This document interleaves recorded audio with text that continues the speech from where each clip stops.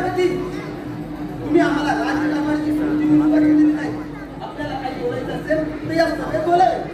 युवराज, आपल्या राज्यात सुख समृद्धीची गंगा वाहत आहे. संपूर्ण नगरात आपल्याच नावाचे पोवाडे गात आहे. आपण बिनधास्त महामंत्री शनिवारला सांगत आहे खरं आहे. पण आपल्याला थोडी त्यापासून जाऊशी वाटते. पण मी सेनापती आमच्याकडून कामगिरी कोणती अर्धवट राहिली का? सांगा. प्रजेच्या सुखासाठी वाटेल ती गोष्ट करायला तयार आहोत. युवराज, आपण काढलेली प्रथा ही म्हणजे आपल्या कुलदेवतेला शांत करण्यासाठी आजच्या दिवस तुम्हाला शिकारसाठी जावं लागणार आहे. नाही सेनापती, शिकारीचे नाव सुद्धा काढू नका. शिकारीचे नाव ऐकतात आम्हाला मागील घडलेल्या सर्व घटना आमच्या डोळ्यासमोर तंतुरतात. पिताजींची आठवण होते. परंतु युवराज, आपल्याला कुलदेवतेची प्रथा म्हणून चालेल का? महामंत्री, आम्हाला फार भीती वाटते. या शिकारीमुळे आपल्या महाराजांना प्राणाची आहुती द्यावी लागली. हे कसं विसरता येईल? प्रजेला कोण समजणार?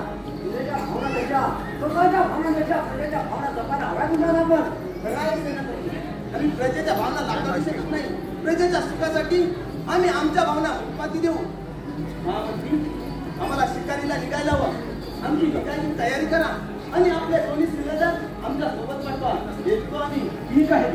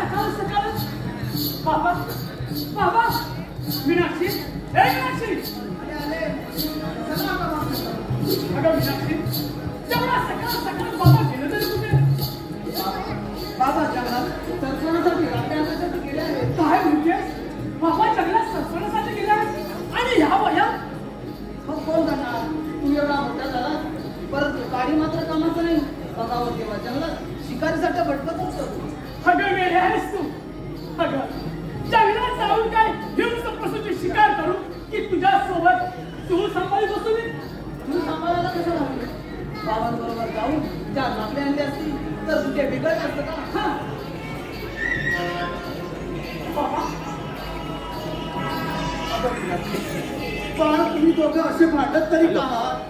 बघा ना बाबा, घरी कामे करायला सोडून नेहमी जंगलात भटकत असतो. कशी हे होणार? कोण त्याने कामं नाही केली म्हणून काय झालं?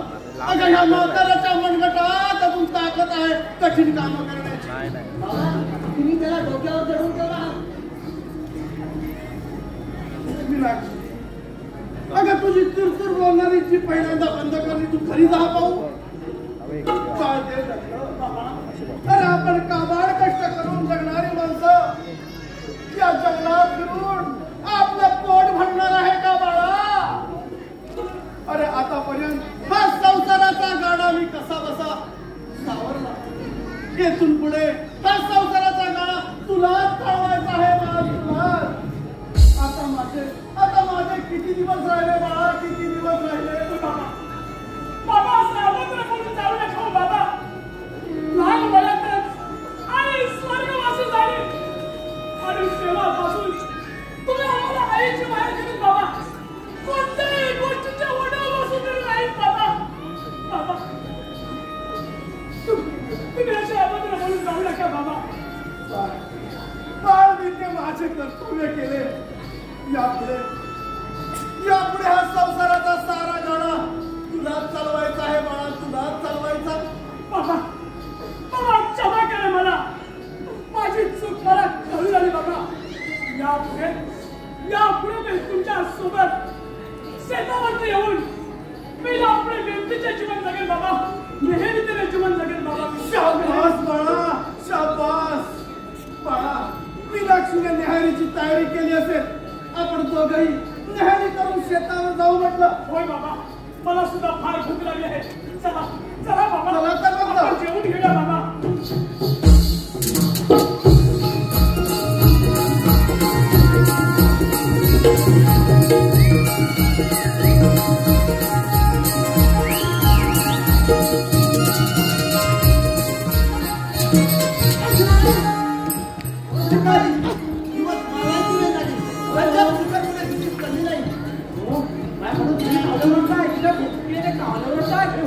माझ्या तारीने चिमट्या ओरडताय. चूप बसा. शिपाई चूप बसा. शिकारी शिवाय आपण कोणत्या तोंडाने राजवाड्यात जायचं? खूप ताण लागले. ठीक आहे, तुम्हाला कुठे पाणी मिळते का पहा. आम्ही पुढे होतो. हा बरं ठीक आहे. अरे माझी मी एवढी कशी जागा गेली आहे? तुला काय सांगू? जाऊ दे. अरे बोल पाहा.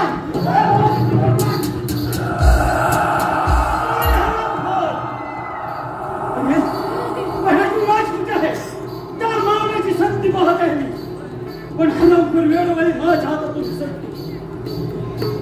ते पहा, युवराज त्या लाकडाची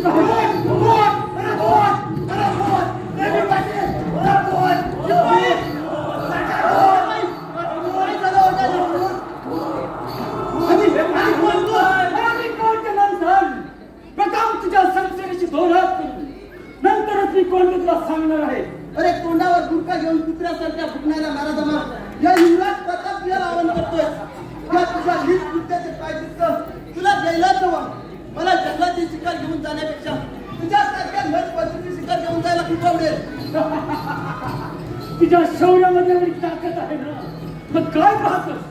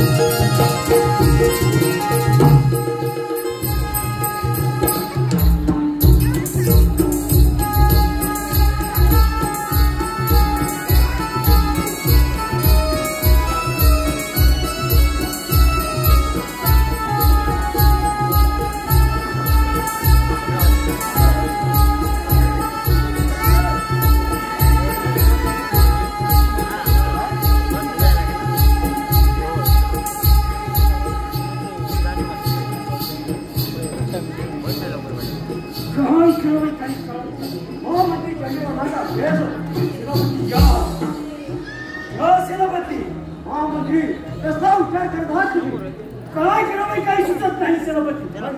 म्हणजे असा घडला तरी काय? महाराज स्वर्गवासी झाल्यापासून त्या राज्याची तुला आपणच सांभाळत आलो आहोत आणि युवराज फक्त नाममात्र राजा आहे.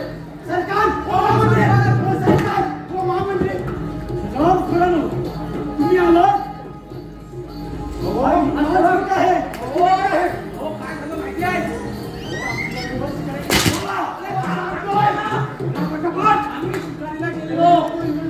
तिथे काय झालं आम्हाला काम लागली म्हणजे आम्ही पाणी प्यायला दुसरीकडे गेलो.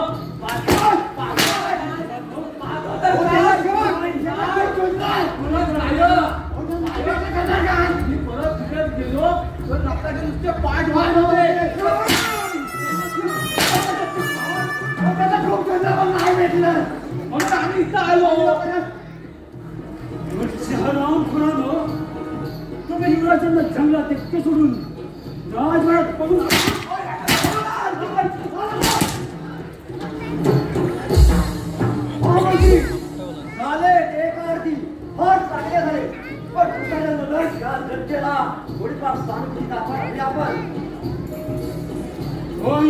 होती. जनतेला सुद्धा कळलंच पाहिजे.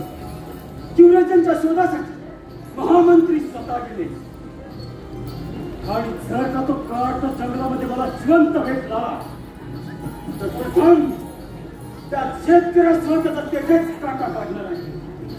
चला चला चला काढणार.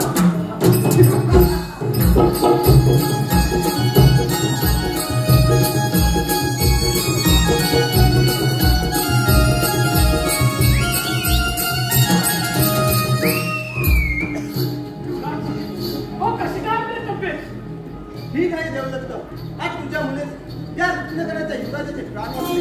जर का तू त्या ठिकाणी योग्य वेळी आला नसता तर माझं काय झालं असतं कळत नसतं. तुझे उपकार मी जन्मभर विसरणार नाही. युवराज, हो या उपकार कसले? तुमचे प्राण आमच्या हातून वाचले हे आम्ही आमचं भाग्य समजतो युवराज. पण युवराज, मला आता शेतावर जायला उशीर होत आहे. मीनाक्षी, तू युवराजावर लक्ष ठेव. मी शेतावर जाऊन येतो. ठीक आहे दादा. मीनाक्षी, तू परक्या माणसाची सेवा करून देवाजवळ दुकान आयुष्य मागणार तूच खरी देवता आहेस. आपण हे काय बोलत आहात? कल्याणी, मी जखमी असताना माझी मनोभावे सेवा केलीस. एवढेच नव्हे तर ज्या मायेच्या उतरी जन्म घेऊन सुद्धा मी मायेला दुरावलो, पण तुम्ही मला नवीन जन्म दिला. आपण रत्नागडचे राजकुमार आणि मी गरीब शेतकऱ्याची मुलगी. मला देवता म्हणून काय म्हणलं का? अगं तुम्ही गरीब असलात तरी मनाने श्रीमंतात. कारण तुला देवता नसतात तर माझ्या या मनोदेवतात माझ्या हृदय मंदिरात मी तुझीच मूर्ती बसवली आहे. आपण हे काय म्हणत आहात? गरीब शेतकऱ्याची मुलगी माझ्या बरोबर कशी काय बरोबर होणार? आणि जनता काय म्हणेल? कल्याणी,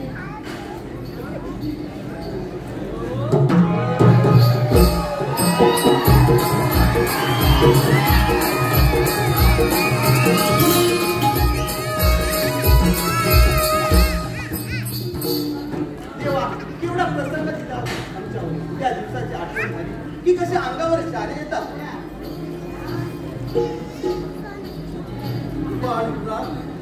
साऱ्या गेल्या गोष्टी विसरून जा. त्यात त्या दृष्टीकोन काढून कोणाला कसं खचवू नका.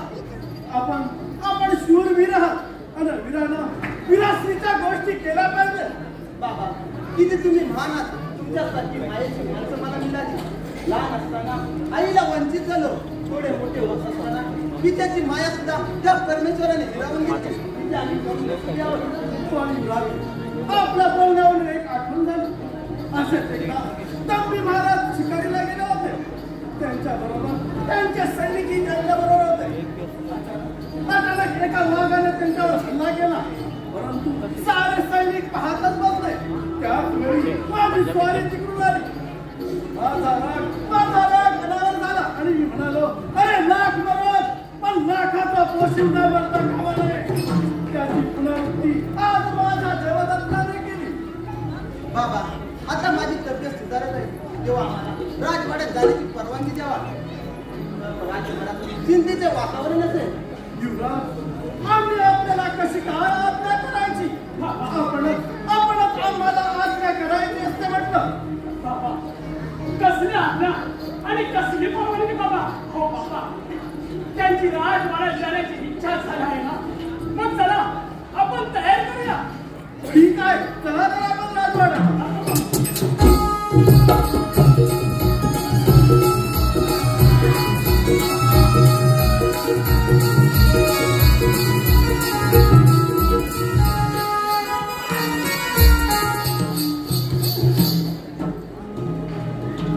हा मंत्र्यांचा अभ्यास काय चाललंय आपल्या राजकारण? हा मंत्री, राजसेवक कुठे गेले? हा सेवक कोणा सरकार आपला काळ कसा काय चालला आहे? सेनापती, आम्ही त्या युवराजाच्या शोधासाठी जात आहोत. तुम्ही राज्य कारभार सांगा. चला राजसेवक. ठीक आहे.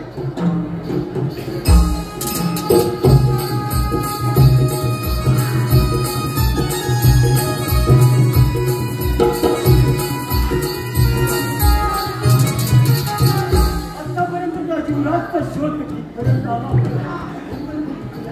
कुणाने ते कहर केला आहे? मला ऊन लागत नाही. क्षत्रिय माथावर तळपते. राष्ट्रवाद दिसली राष्ट्रवाद कोणी दिसली झोपडी दिसली. कशासाठी? पाणी पाहिजे ना. झोपडीचं पाणी म्हणजे माझ्या मनात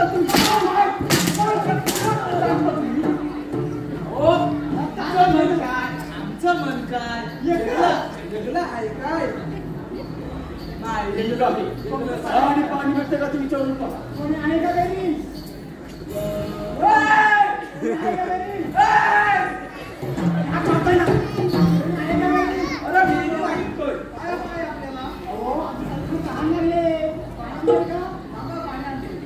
हो सरकार पाणी पाणी पण एका अटीवर थांबू.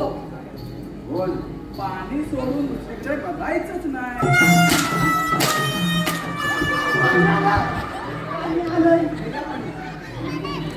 किती खराब.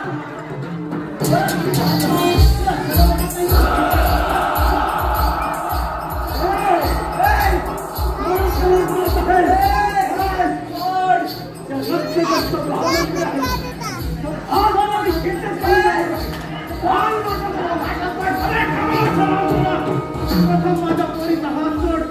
नाहीतर या फाशीने तुझ्या धड वेगळे करायला लक्षात ठेव.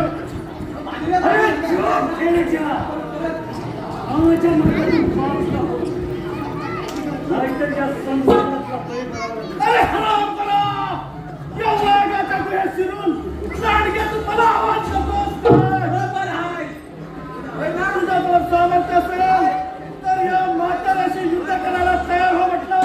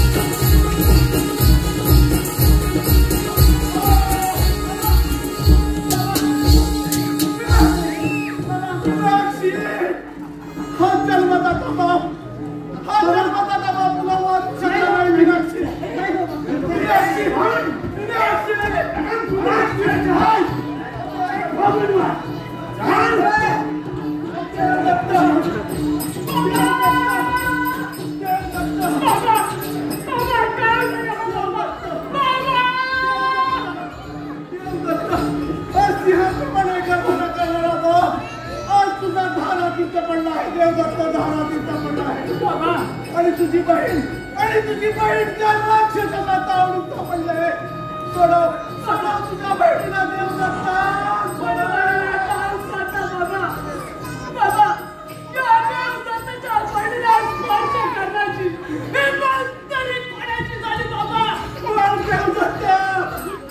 दुसरा तिसरा कोणी नसून रत्नाचा महामंत्री चंडीवर्मा. त्याने केलेला पापाच्या प्रायश्चित्त घेईल. बाबा तुम्ही सोडून जाऊ नका. सोडून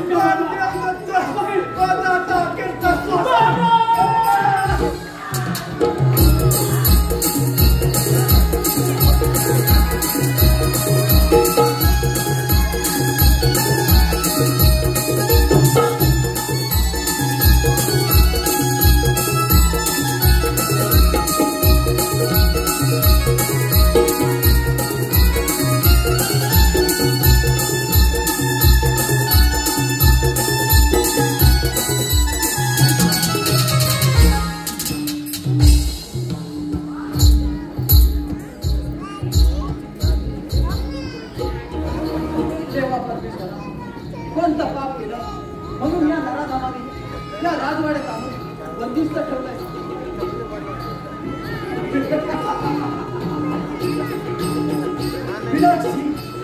त्या महामंत्र्याच्या वेगाने नाराज होऊ नको.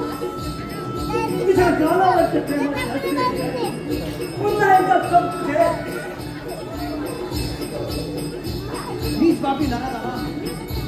तुझ्यासारखा जर राजाचा राज्य करत असला तर हे रत्नागडचे राज्य त्या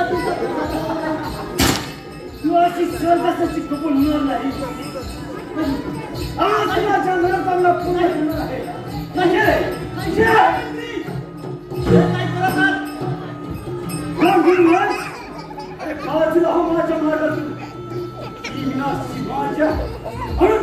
चांगला तुम्ही राजवाड्यात घेऊन आलाय. महामंत्री जिभेला लगाम द्या, नाहीतर ती फुलासकट चाटली जाईल. अरे माझी जीव काही राज्य सोडून जावं लागेल. अरे सारी प्रजा माझ्या दात्याच्या पासून हे राज्य मला काय काय केलं नाही. महाराजांचा तुम्ही सुद्धा वीज केला, त्यांना औषधा तुम्ही वीज दिले आणि तुला देखील जन्मात स्पर्शात पाठवून तुझ्यावर देखील जीव घेणं हवा वीज केला. पण आज तू माझ्या जिवंत जाऊ शकत नाही. फक्त मीच नराधमा म्हणजे माझ्या पिताजींना तूच मारलं आणि मलाही मारण्याचा तुझाच प्रयत्न. मी तुझ्यावर विश्वास ठेवला पण तू विश्वासघाती ठरलास. कपटी, आज मी तुला जिवंत ठेवणार नाही. माझ्या पिताजींच्या खुनाचा बदला आज मी घेणार आहे. ठीक आहे, पाहतो तुझ्या जीवनामध्ये किती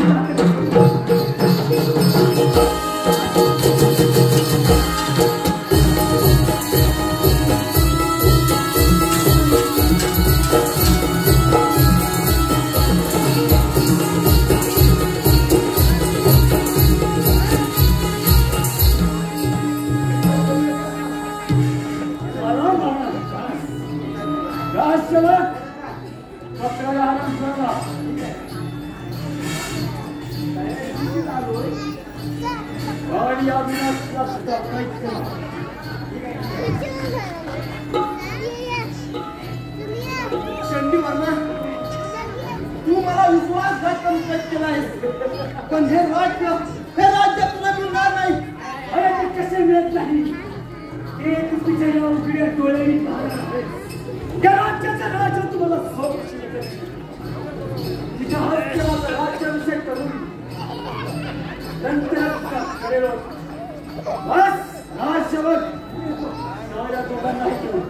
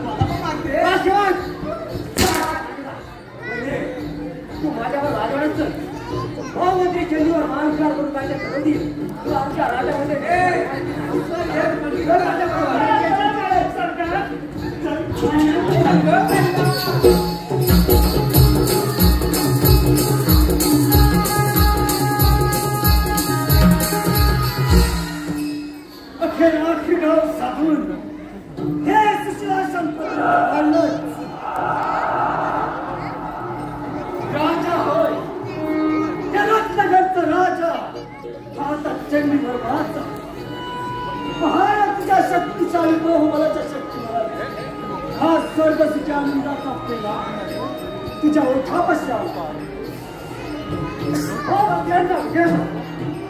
सेनापती कसा उठवला सेनापती मीनाक्षी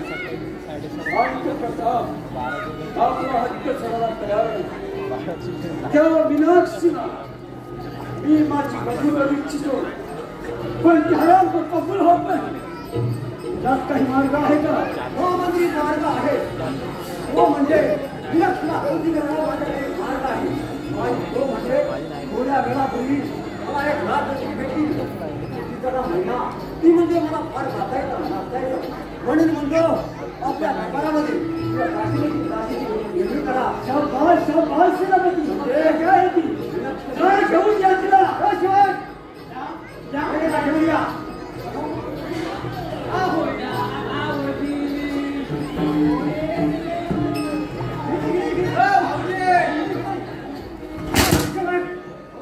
धंदा करा.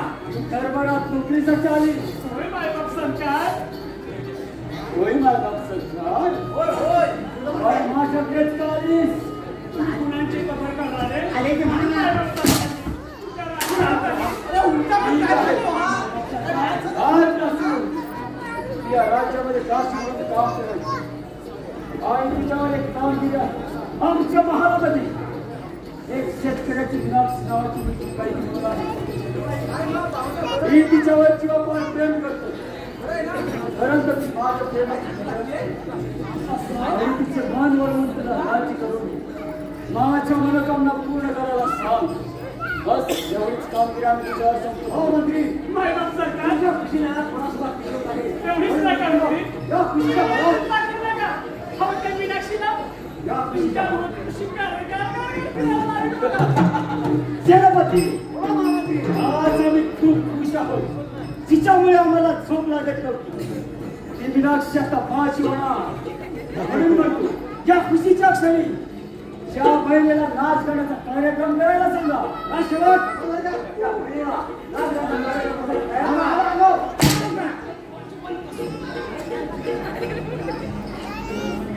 हो नाचायचंय ना. तुम्ही द्या. आज आम्हाला तुमच्या मनोरंजनाचा माहिती. हो नाचायचंय. तुम्ही द्या.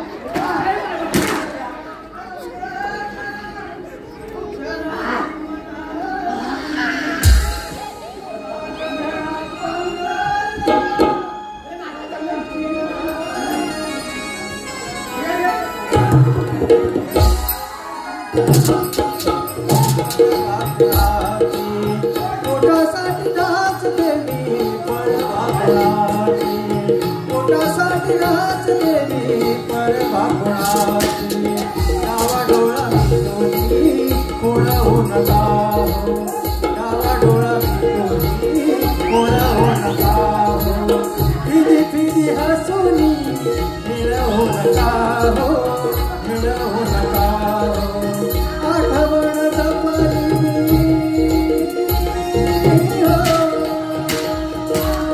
आठवण जपली तरणीपणाची, तरणीपणाची.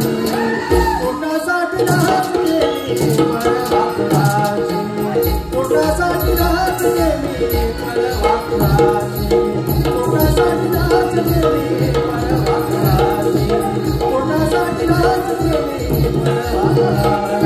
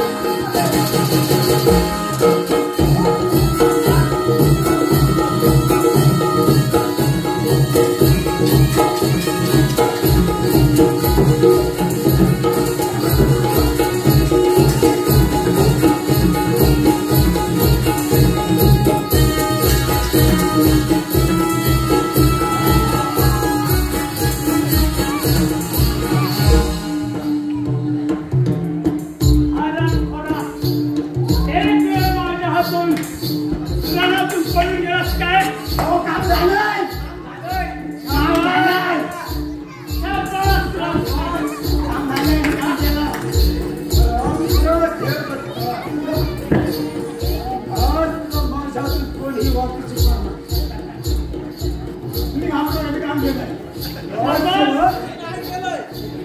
माझ्याकडे प्रेम आणि भूतात म्हणजे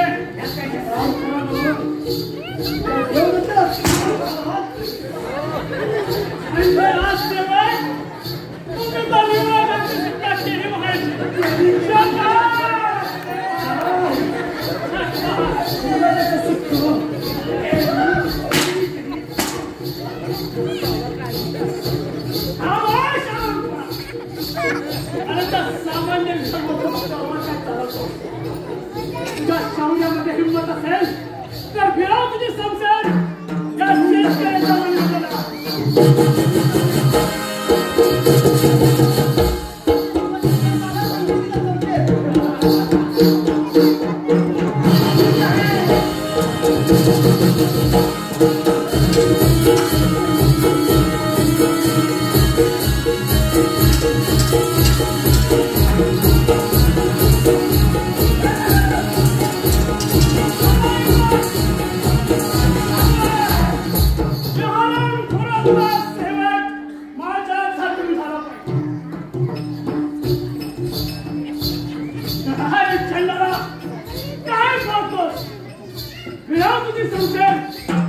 ठीक आहे